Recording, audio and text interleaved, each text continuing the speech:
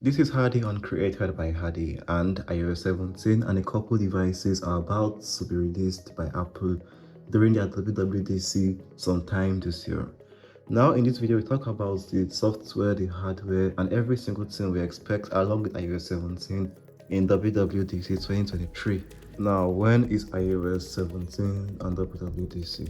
We expect that to be sometime on June 5th, 2023. That makes it barely 2 months left. Yeah, so great, we have a new WWDC coming on. And now let's go into the expected hardware. Now we expect a new VR headset from Apple, probably gonna be called the Apple Reality Pro. Tell me what you think about that name. To me it sounds hilarious. In fact, the creation of a VR set sounds hilarious, and Apple might price it around 3,000 US dollars. That's crazy. So it might run something called Reality OS because the code has been found in some parts of iOS and iOS betas. We don't really know it's gonna be worth it, but I guess if Apple is going to make that in $3,000, they'll definitely make it worth it. I mean, they'll make the ecosystem, Apple and the ecosystem. They'll make the flow between the iPhones, the Macs, and the VRs, the iPads, something worth it. Yeah. So that's all I have to say about the VR.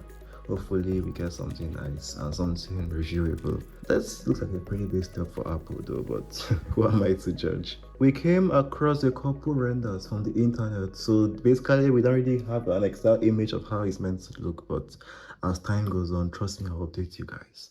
At the moment, this is what we have, and the next thing we expect is the Mac Pro. Now, Mac Pro didn't meet the 2-year deadline Apple initially gave for their complete transition to Apple Silicon. And I think Mac Pro is rumored to be the same design in terms of design, yeah, with Apple Silicon. So basically it's going to look the same as the last one released, just with Apple Silicon and probably LPDDR5 and all that. So we expect it to show in Apple WWDC. Maybe they might not release it straight away, but it's going to show and we're going to get a time frame for its final release. We also expect a 15-inch MacBook Air with M2. Yeah, that's supposed to go with the 13-inch MacBook Air. Yeah, this 13-inch MacBook Air. We expect it to have an OLED display, although I'm not really sure about the OLED part, but definitely we expect it to come out. We also expect it to have the M2 chip. Similar design, just a larger version. No big deal. Although people always like to make noise about Apple's releases. So Apple might announce stuff like this before the main event sometimes just to save time.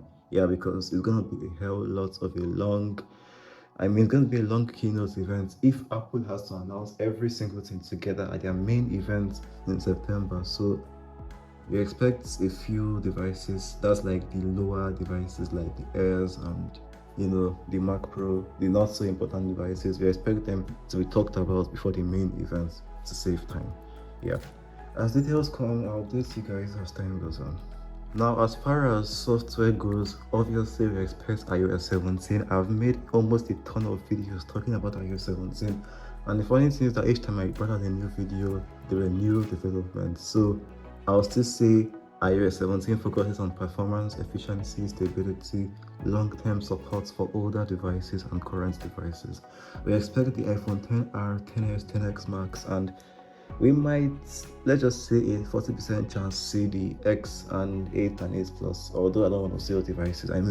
Those devices don't really deserve to die with such an OS because it's going to make them really laggy to use.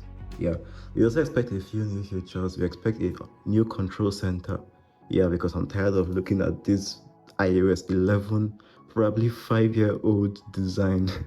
5 years, that's crazy. Time has really come by. We also expect an updated Siri, yeah, and we expect interactive widgets, a few changes in notifications, and a few dynamic island changes. Too bad this phone is not a dynamic island. This is a 13 Pro. Hopefully I'll buy the 14 Pro soon enough if I can get enough money. Yeah, you might want to subscribe to make that dream come true. Yeah, thank you for doing that. Now we expect more AR, that's augmented reality, built into iOS 17 to allow devices and developers, most especially, to implement AR directly into their apps to go along with the VR headsets. Yeah, the VR headset is meant to interact with the apps you use day to day. So if developers can adjust to the VR on time, that's during the development process of iOS 17, I guess that will make the entire $3,000 worth it. Although I won't buy that, but worth it to whoever buys that.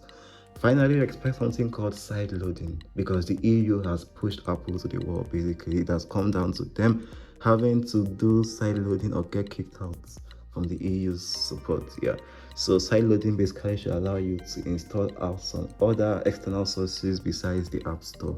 And I made a video about the impact and implication of that in the description if you check down this video. Yeah, so I think that's basically it for iOS 17 and everything we should expect software and hardware wise. So stick around this channel, subscribe to the channel, turn on post notifications, like this video for future releases, because trust me, this iOS 17 saga is gonna go on for quite a long time. And I'll see you guys in the next video. Yeah, CBH out. Have a nice day.